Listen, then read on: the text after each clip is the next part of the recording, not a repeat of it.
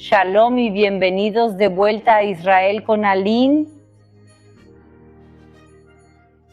Hoy vinimos a Caná de Galilea para conocer el lugar del primer milagro de Jesús cuando Él transformó el agua en vino durante una boda.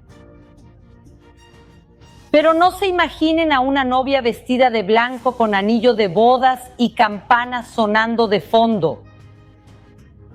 Hoy vamos a conocer el lugar del milagro, su arqueología y también descubrir cómo eran realmente las bodas en aquella época. Entonces, si están listos, vamos a empezar.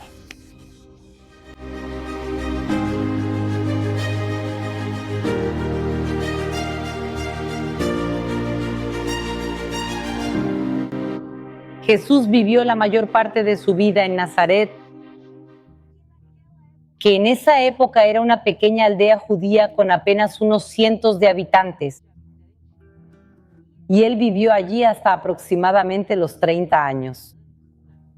Allí vivió lo que llamamos los años ocultos, antes de comenzar su ministerio, su vida pública.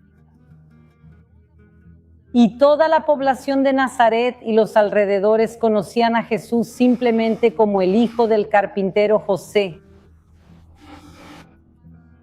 Pero todo cambia cuando Jesús es invitado a una boda aquí en la ciudad de Caná de Galilea.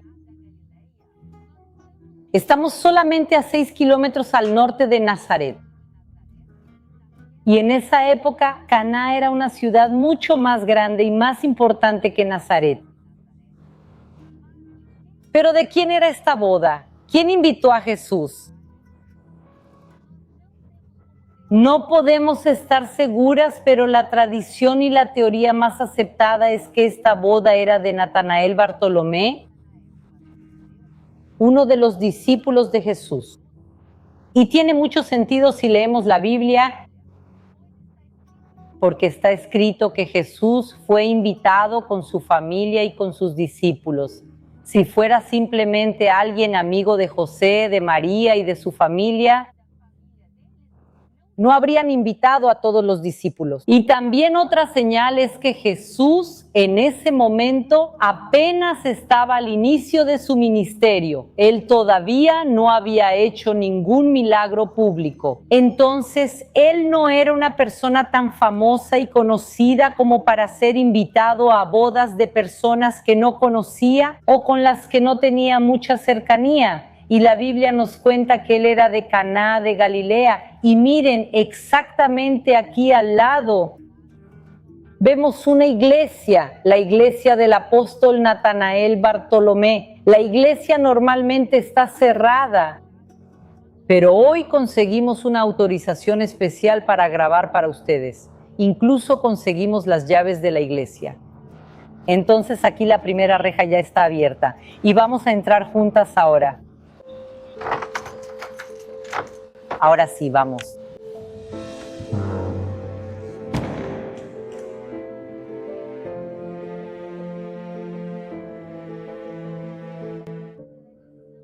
La antigua tradición cristiana dice que muy cerca de aquí estaba la casa de Natanael. Y hay algo muy interesante en su historia. Cuando Felipe llega a él y lo llama para seguir a Jesús, ¿cuál fue la respuesta de Natanael? Él dice, ¿Nazaret? ¿Cómo puede salir algo bueno de ahí? Y la respuesta de Felipe es fantástica. Felipe dice, ven y ve. Pero si ahora tomamos este diálogo y lo ponemos en un contexto histórico, tiene todo el sentido. Caná era una ciudad mucho más grande, más rica e importante que Nazaret. Literalmente Nazaret era la periferia de Caná. Y vemos eso hasta el día de hoy. Muchas veces las personas del interior y de la periferia a veces son discriminadas. A veces la gente piensa que ellos valen menos que las personas que viven en las grandes ciudades. Y Natanael hace eso. Al menos en un primer momento, cuando él escucha que Jesús era de Nazaret, le parece extraño. Para él tendría más sentido si Jesús fuera de Caná, o al menos de otra ciudad grande como Jerusalén. Pero cuando Natanael encuentra a Jesús, él rápidamente se convierte y se vuelve su apóstol. Probablemente nunca podremos estar seguras si esa boda en la que Jesús participó aquí en Caná de Galilea era la boda de Natanael Bartolomé.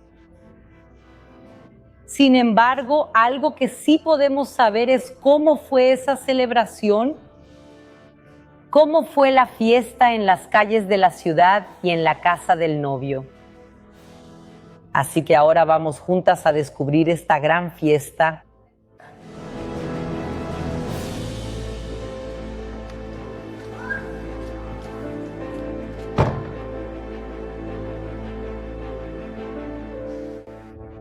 Las bodas en aquella época eran muy diferentes de lo que conocemos hoy en día.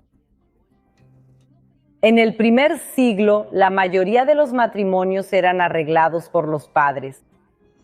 Y después de que hubiera un acuerdo entre las familias, los novios sí eran consultados. Y si ellos estaban de acuerdo, entonces sucedía el compromiso. Hoy en día, el compromiso es algo más social. Es un anuncio público de que la pareja tiene la intención de casarse, pero eso no tiene ninguna validez legal. Pero en aquella época, el compromiso era algo sumamente serio. Era una certeza de que habría matrimonio. Y si pudieras llevar contigo una pieza de la historia bíblica del Monte del Templo, todos los días camino por estas calles antiguas.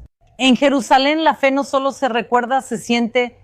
Y ahora incluso puedes tenerla en tu mano. En los años 90, arqueólogos rescataron tierra del sitio donde alguna vez estuvo el Monte del Templo como parte del proyecto de tamizado del Monte del Templo.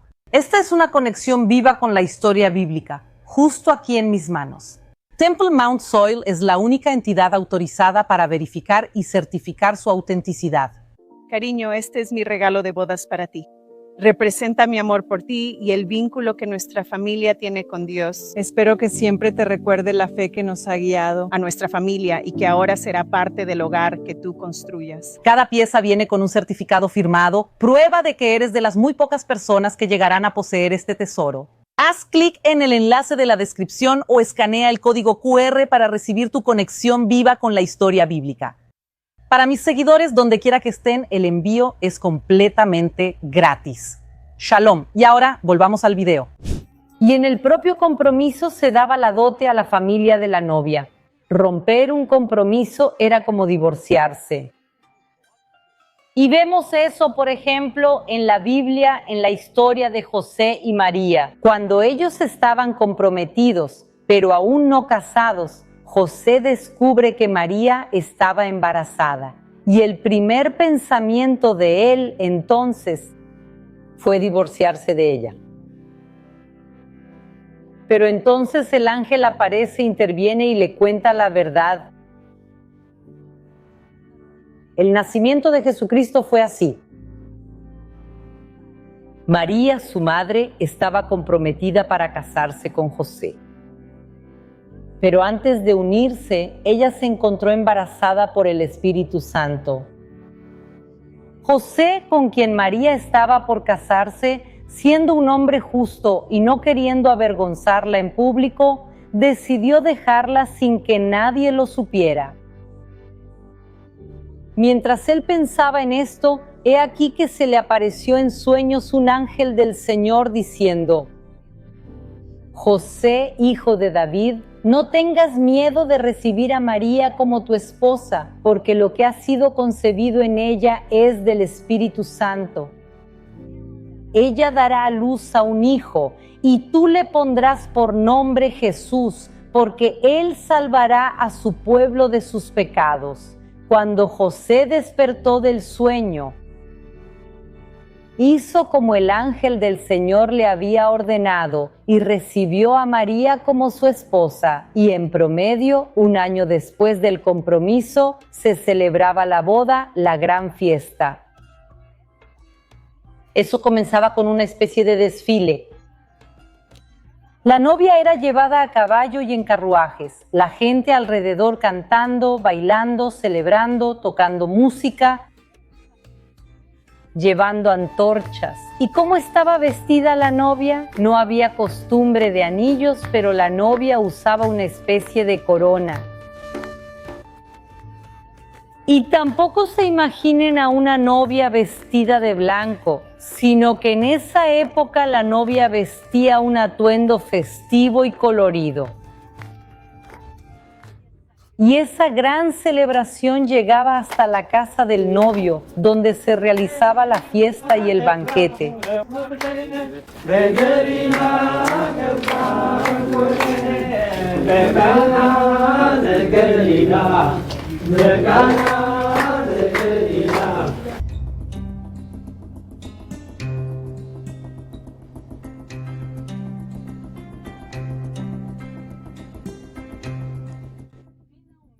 Finalmente llegamos al lugar de la boda, de la fiesta, de la celebración en sí. Y podemos ver que en este lugar se construyó una iglesia. Esta iglesia es de 1881, con algunas cosas que se añadieron posteriormente. Pero no dejen que esta fachada moderna las engañe, porque esta iglesia está construida sobre restos mucho más importantes. Así que vamos a conocer la iglesia moderna y después su arqueología.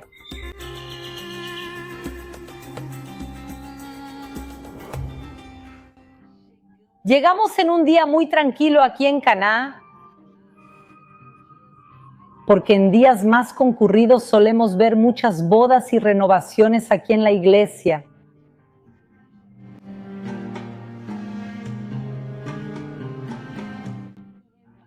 Y fíjense que ya podemos ver vestigios arqueológicos aquí bajo nuestros pies, como en este pequeño resto de mosaico del siglo IV o V, que tiene una inscripción en arameo. Pero ahora vamos a profundizar en la arqueología bíblica de este lugar. Vengan conmigo.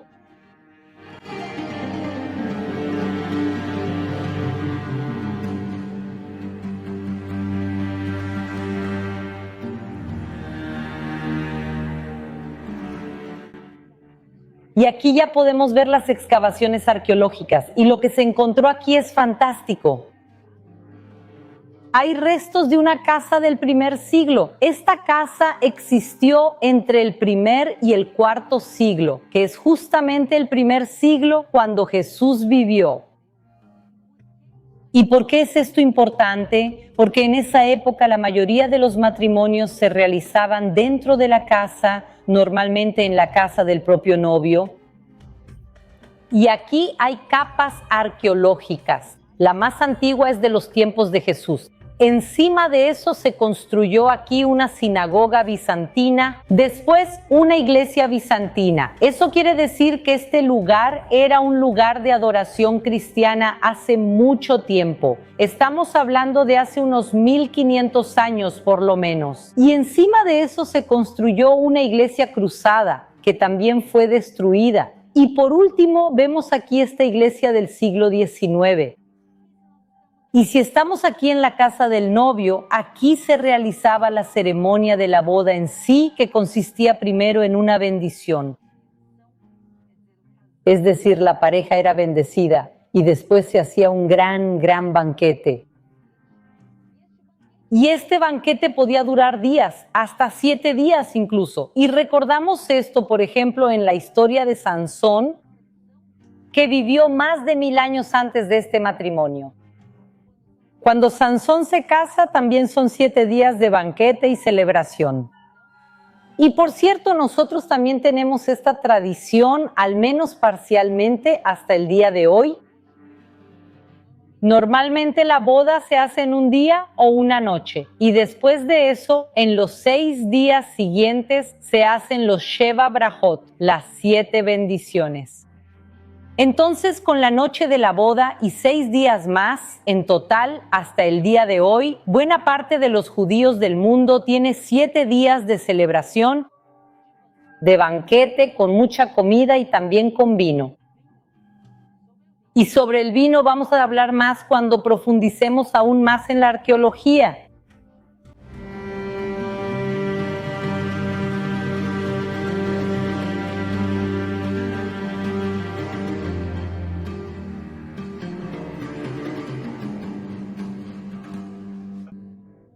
Y cuando Jesús estaba en esta boda, se acabó el vino. Lo que hoy en día puede sonar como algo banal, en aquella época se consideraba algo gravísimo. Algo muy importante en el primer siglo era lo que ellos consideraban hospitalidad. Y terminarse el vino durante el banquete podía ser una señal de vergüenza pública para toda la familia del novio. Era considerado como si la familia hubiera invitado a todas las personas. Algunas de ellas vinieron de lugares lejanos y ahora no podían atender adecuadamente a los invitados. Las bodas en aquella época eran grandes eventos y muy bien organizados. Incluso en esa boda había un maestro de ceremonias, un organizador para asegurar que todo saliera bien. Y no salió bien porque se acabó el vino. Y entonces Jesús, a petición de María, él interviene en la situación. No simplemente para proveer más vino para la fiesta, sino para no permitir que esa familia se avergonzara y para no acabar con la alegría de la celebración. Había allí 6 tinajas de piedra que los judíos usaban para las purificaciones, y en cada una cabían cerca de 100 litros.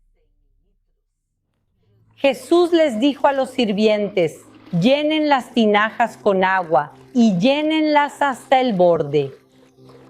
Entonces Jesús les dijo: ahora lleven un poco al encargado de la fiesta. Ellos así lo hicieron. Y el encargado de la fiesta probó el agua que había sido transformada en vino, sin saber de dónde venía. Aunque los sirvientes que habían sacado el agua sí lo sabían. Entonces llamó al novio y le dijo: todos sirven primero el mejor vino, y después de que los invitados ya han bebido bastante, se sirve el vino inferior, pero tú has guardado el mejor hasta ahora. Esta señal milagrosa en Caná de Galilea fue la primera que Jesús realizó. Así reveló su gloria y sus discípulos creyeron en él. Jesús ordenó llenar 6 tinajas de agua. No son 6 jarros. Vamos a quitarnos de la mente esa imagen de 6 jarritos pequeños. Él ordena llenar 6 tinajas. Es necesario tener suficiente vino para cientos de personas durante varios días. Y por eso cada tinaja tenía capacidad de hasta 100 litros. Y miren lo que se encontró aquí en las excavaciones arqueológicas. Se encontró justamente una tinaja hecha de piedra, lo que también encaja muy bien con el texto bíblico, pues el texto bíblico dice que el agua de las tinajas normalmente se usaba para la purificación de los judíos, y según el judaísmo, según la ley mosaica, el material con mayor pureza siempre es la piedra. Por eso, los utensilios de purificación en esa época eran frecuentemente hechos de piedra. Entonces, tal vez esta sea una de las 6 tinajas originales que fueron llenadas de agua.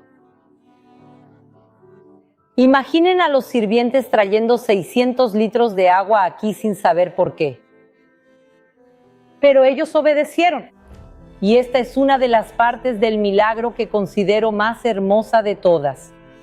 Pues en la boda probablemente había cientos de personas, buena parte de la población de Caná y de pueblos cercanos, como Jesús, que era de Nazaret. Pero de todas las personas de la fiesta, de las personas más importantes que estaban afuera celebrando, ¿quién realmente vio el primer milagro? ¿Quién fue? Los sirvientes. las personas más sencillas que estaban trabajando, porque ellos con sus propias fuerzas cargaron el agua y ellos vieron entrar el agua y salir el vino. Porque quien estaba en la fiesta, ¿qué vio? Cada vez llegaba más vino. Pero quien estaba aquí trabajando presenció este primer milagro público de Jesús. Podemos ver la grandiosidad física de este milagro también. Jesús no hizo simplemente 6 jarras de vino, Él hizo 6 tinajas. Y no simplemente vino, Él hizo un vino mejor que el vino que había en la fiesta. Está escrito eso en la Biblia, que cuando el maestro de ceremonias prueba el vino dice, ¡guau! ¿Guardaron el mejor vino para el final? Normalmente las personas daban el mejor vino al principio. Cuando las personas ya estaban un poco más alegres, por así decirlo, entonces empezaban a dar el vino más barato, más sencillo. Y él se sorprende de que el mejor vino fue justamente dado al final, pero él no sabía que el mejor vino fue el vino hecho por Jesús. Y algo importante que quiero decirles es que estamos aquí hablando de un milagro del vino, pero tenemos que leer la Biblia por completo y también recordar que la Biblia nos dice que la embriaguez está prohibida. No estoy aquí para decir si se puede o no beber vino, pero recordamos lo que está escrito en Efesios. No se embriaguen con vino que lleva al desenfreno, sino sean llenos del Espíritu. Y ahora vamos a continuar nuestro recorrido en Caná de Galilea.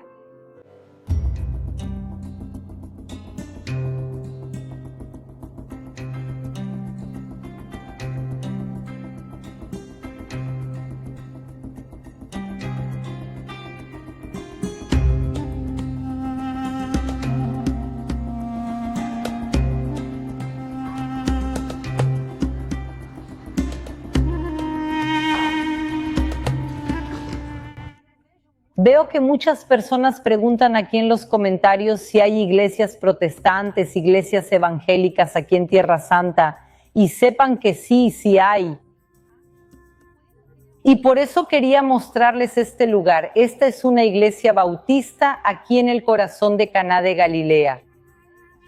Y este lugar, en épocas en las que no hay conflicto, está lleno de personas. Y es hermoso venir aquí, chicos, ver a las novias llegando, las bodas celebrándose, también las renovaciones de votos matrimoniales. Realmente es un lugar muy especial también aquí en Caná. Entonces, si ustedes vienen a la ciudad, también pueden conocer la parte arqueológica que les mostré. Pero también hablé con el pastor de la iglesia y él me pidió que les dijera que las puertas de esta iglesia están abiertas para todas las personas de todo el mundo que vienen aquí a celebrar la historia bíblica y también a celebrar el amor. Espero que hayan disfrutado nuestro paseo de hoy y nos vemos en la próxima.